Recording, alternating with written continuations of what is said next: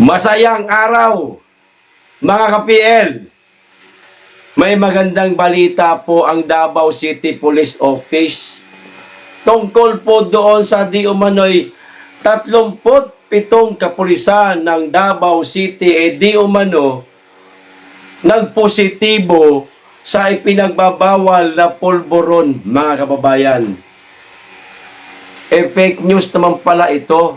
Sabi po ng Davao City Police Office, 18 oras po ito ang nakalipas matapos po nilang maipost sa kanilang sariling social media account sa Facebook. Mukhang may mananagot dito, mga kababayan, sa ipinapakalat na maling balita. Sino kaya? O ito po ang official statement ng Davao City Police Office. Basahin ko po para ipahiyaho natin itong mga nagpapakalat at nagsasabi na di umano. Aba, karami. 37 kapulisan di umano. Mga pulburonik, mga kababayan. Pero bago po natin simulan, makikisuyo sa mga hindi pa po nakasubscribe. Baka naman, pakiclick na rin po ang notification bell para updated sa lahat ng upload at huwag niyo pong kalimutan. Pakilike na rin po ang video. Maraming salamat. Pakikisuyo lang po. Ilagay ho natin dyan para klaro, mga kababayan. Okay?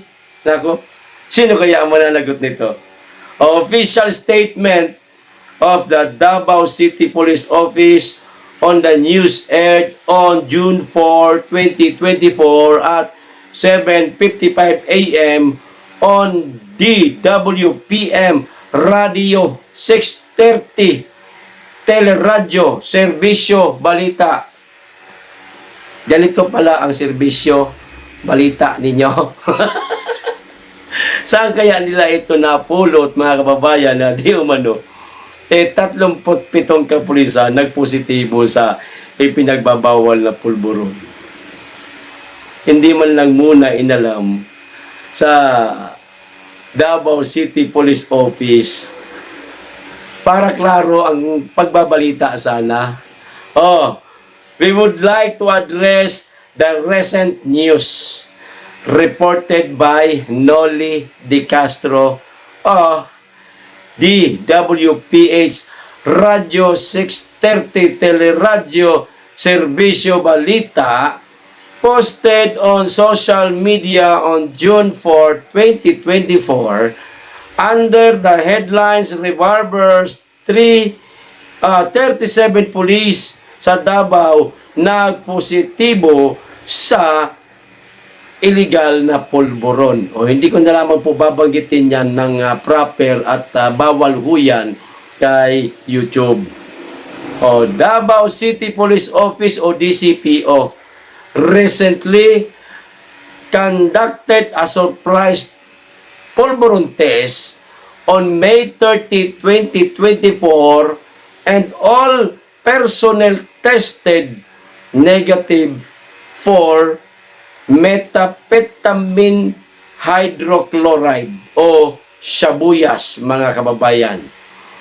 We want to inform everyone that in previous months, this office conducted regular random pulburon test to all DCPO personnel.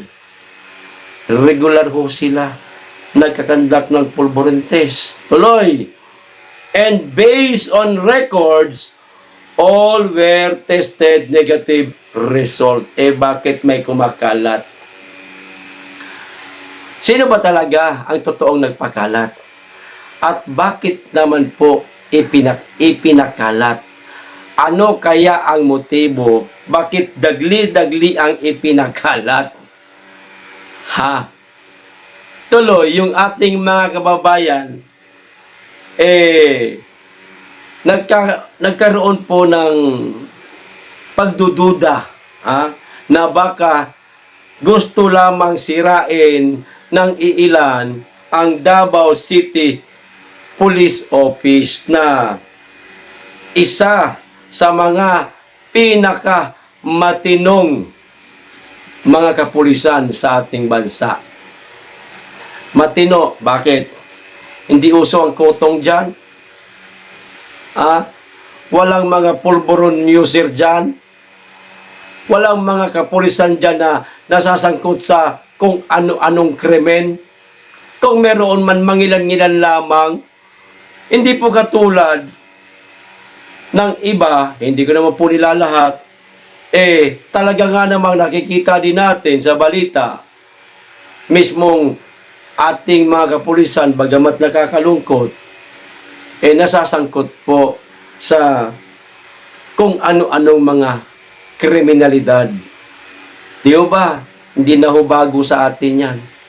O hindi ko po sinisiraan ang ating kapulisan. Hindi naman po lahat. Meron pong mangilan-ngilan lamang. Pero dito sa Davao City Police Office, kaming mga taga Davao, saksi kung paano po magpatupad ng batas itong mga taga Davao na mga pulis. Okay? O tuloy ang basa.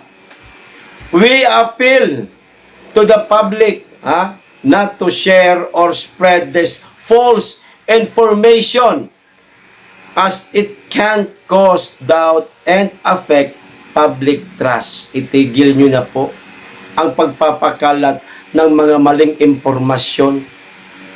Ito po ay nakakaapekto sa tiwala ng ating mga kababayan.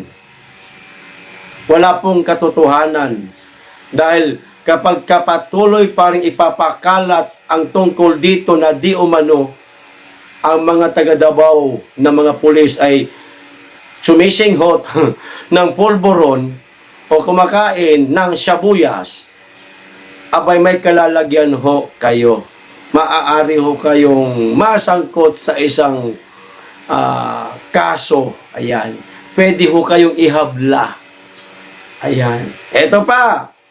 Davao City Police Office DCPO is still committed to serving with utmost sincerity and dedication to ensure the security and safety of Davaoenos and Davao City.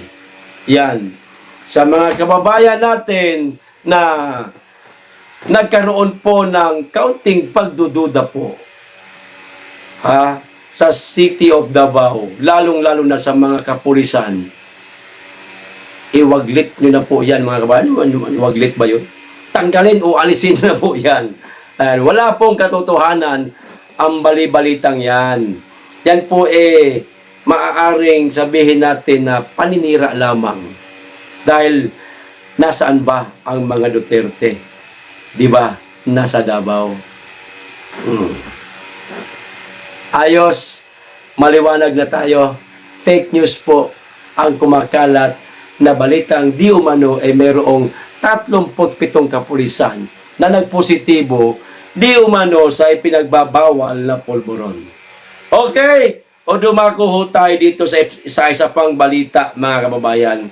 Etong pagpapabida-bida ni Tambaloslos. Nagbida-bida. Feeling niya ho siguro siya ang Pangulo. O ito ho, ayan, ipakita ko sa inyo. Mula po ito sa Abante TNT. Okay? Muling umapila si Speaker Ferdinand Martin Romualdez, saan sa China, na tigilan na ang mga agresibong aksyon nito sa West Philippine Sea. Magtatanong ho muna ako. Maganda ba ang intensyon niya o hindi? Siyempre, maganda. Lahat naman po tayo nagsasabi ng ganire. Baka naman, Mr. President Xi Jinping, tigilan na po natin ang aming mga mangingisda. Huwag nyo na pong harangin. Bigyan po ninyo ng pagkakataon na makapangisda sa West Philippine Sea ng mabuhay naman kami at hindi lamang kayo ang gustong makalamo ng isda. O di ba? Lahat naman tayo gayaan. Pero etong naging parang agresibong tawag nito, panawagan ni Martin Romualdez, mga kababayan, para sa akin, pabida-bida ito. Ha? Sino ka, Tamba? Hindi ka papakinggan yan. Walang papakinggan sa atin ni isa man. Tayong lahat ay nagbabaka sakali lang na sana papakinggan, pero malabo. Tambalos-los. Imbis na ikaw ang magsabi nito, ba't hindi mo ibulong yan dyan sa pinsan mo na bangag? Sabihin mo, insan, baka namang pwedeng ipanawagan mo kay Mr. President Xi Jinping na tigilan na ang agresibong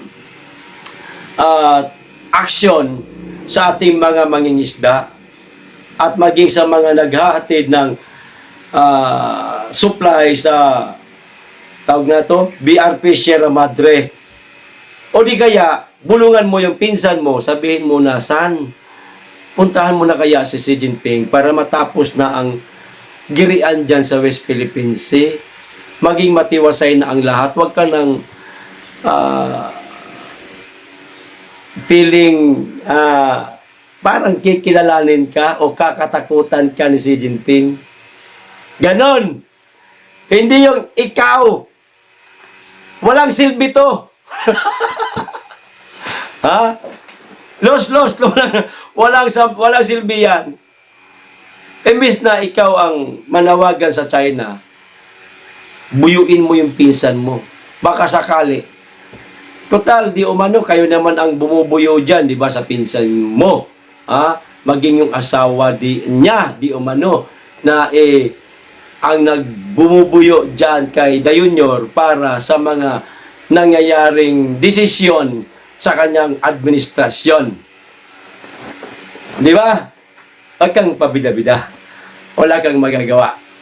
Mamigay ka na lang ng ayuda. Mag-ayuda ka hanggat gusto mo. Yun naman lang ang alam mong gawin. Mag-ayuda ng mag-ayuda para bumango ang pangalan mo dahil nakaraan super bagsak ka sa mga survey.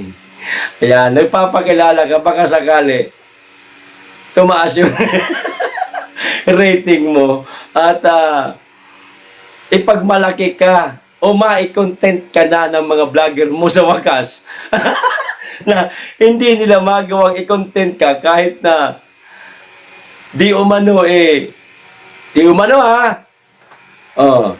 merong mga nangyaring bayaran dahil wala naman talagang dapat ipagmalaki.